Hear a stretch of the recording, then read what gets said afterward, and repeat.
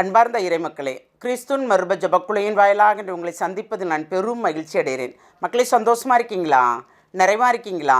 மகிழ்ச்சியாக இருக்கீங்களா? மன அமைதியாக இருக்கீங்களா?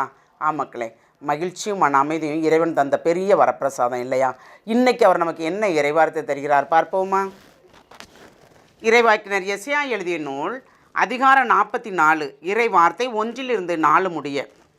என் ஊழியன் யாக்கோப்பே, நான் தெரிந்து கொண்ட இஸ்ராயலே, இப்போது செவிகொடு. உன்னை படைத்து வரும், கருப்பையில் உன்னை உருவாக்கி வரும், உனக்கு உதவி செய்பவருமாய் ஆண்டவர் கூறுவதை கேள். என் ஊழியன் யாக்கோப்பே, நான் தேர்ந்து கொண்ட இஸ்ரவேல், அஞ்சாதே. ஏனெனில் தாகமுற்ற நிலத்தில் நீரை ஊற்றுவேன், வறண்ட தரையில் நீரோடைகள் ஓடச் செய்வேன். உன் வழி மரபினர் மீது என் ஆவியை பொழிவேன். உன் வழி தோன்றலுக்கு நான் ஆசி வழங்குவேன். அவர்கள் நீரோடை அருகில் உள்ள புல் போலும் நாணல்கள் போலும் செழித்து வளர்வர். Praise the Lord. ஆண்டவர் நமக்காக பிறந்துள்ளார். நம்மளை அவர் தெரிந்து கொண்டார். நமக்கு பேர் சொல்லி அழைக்கிறார். அவர் சொல்கிறார், நான் தெரிந்து கொண்ட யெஸ்ரூன், அஞ்சாதே. ஒரு செல்ல பேர் கொடுக்கிறார் ஒவ்வொருவருக்கும். ஒவ்வொருவரையும் தெரிந்து கொண்டவர்களுக்கும் தந்தையாம் இறைவன் ஒரு செல்ல பேர் கொடுத்து அழைக்கிறார். அப்போது நாம் எவ்வளவு தான் துன்பத்திலும் துயரத்திலும் இருந்தாலும் அந்த துன்பத்தையும் துயரத்தையும் போக்குவதற்கு இறைவன் நமக்கு ஒரு வழியை காட்டுவார். தாகமுற்ற நிலத்தில் நீரை ஊற்றுவேன், வறண்ட தரையில் நீரோடைகள் ஓடச் செய்வேன்னு சொல்கிறார் இல்லையா? அப்போ எவ்வளவு தான் நம்ம துன்பம் துயரம் இருந்தாலும், வேதனைகள் நோவு இருந்தாலும் அவர் நம்மளோடு கூட இருந்து நம்மளை வழிநடத்துகிறார் என்பதை நாம் உணர்ந்து கொள்ள வேண்டும். நமக்கு எதுவும் நடக்கலை, இப்போ நமக்கு வாக்கு கொடுத்துருப்பார், இன்னதை நான் உனக்கு செய்வேன் என்று வாக்கு கொடுத்துருப்பார். அது நடக்காமல் இருக்கலாம், காலம் தாழ்த்தி இருக்கலாம் இல்லையா? என்ன காரணம்? ஆண்டவரே, என்னிடம் குற்றம் என்ன? அதை எனக்கு உணர்த்தும், எடுத்து கூறும் ஆண்டவரே, நான் என்னை மாற்றிக்கொள்கிறேன் என்று கேட்க வேண்டும். நான் என்ன பாவம் செஞ்சேன்? நான் தான் இவ்வளோ துன்பப்படுறேன், நீ சொன்னது எனக்கு நடக்கவே இல்லைன்னா நடக்கவே நடக்காது. ஏன்னா நாம் நெருநிலையில் இருக்கிறோம். ஒரே நிலையில் இருக்கும்போது தான் ஆண்டவர் நமக்கு அவர் சொன்ன வார்த்தையை காப்பாற்றுவார். அவர் என்னைக்காவது பொய் சொல்லியிருக்காரா? நான் உனக்கு இதை செய்கிறேன்னு சொல்லிட்டு செய்யாமல் விட்டுருக்காரா?